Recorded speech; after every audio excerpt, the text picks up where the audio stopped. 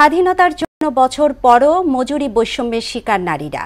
পুরুষের মতো সমান কর্মঘণ্টা আর সমপরিমাণ কাজ করেও মিলছে না সমান মজুরি। জাতীয় অর্থনীতিতে নারী শ্রম এগিয়ে থাকলেও রাষ্ট্র সমাজ মালিকপক্ষের কাছে অধিকার বঞ্চিত তারা। অপ্রাতিষ্ঠানিক খাতের নারী শ্রমিকদের অজ্ঞতাকে সুযোগ হিসেবে দেখেন চাকরিদাতারা।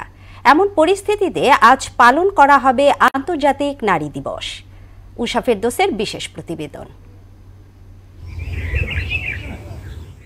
কৃষি প্রধান দেশগুলোর মধ্যে বাংলাদেশের কৃষিতে নারীর অংশগ্রহণ সবচেয়ে বেশি। দেশের মোট শ্রমশক্তির 40.6% কৃষিতে যুক্ত।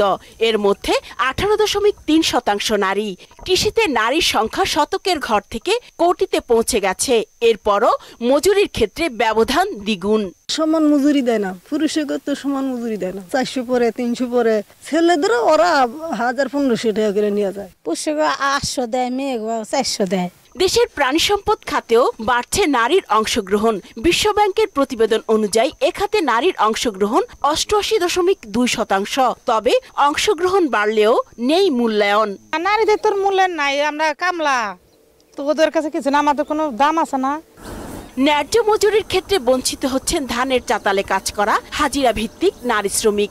হাড্ডিসার পরিশ্রমে ধান শুকানো, মাড়াই করা সহ সব ধরনের কাজে পুরুষ শ্রমিকের সমান কাজ করলেও তাদের চাইতে কম মজুরি পাচ্ছেন নারীরা। পুরুষ গ্রামে জেনে যাবা সেনাই বেশি দেবেই না কেন, আমরা তো মহিলা মানুষ, আমাকে মহিলাকে একটু কমই চলে। আমার 220 টাকা দেয় বেটি।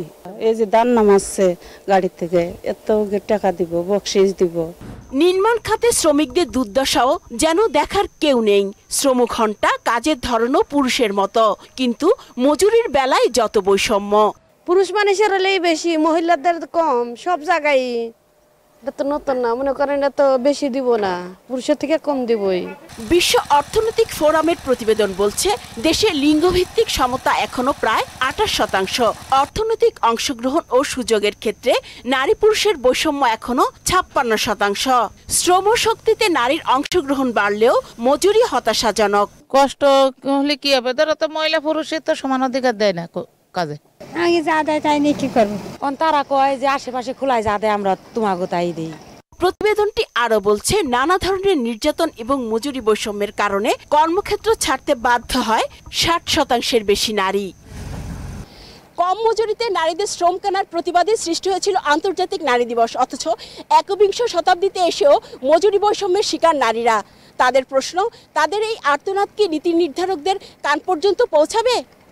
উষা ফেরদৌস, মোহনা সংবাদ, ধামরাই।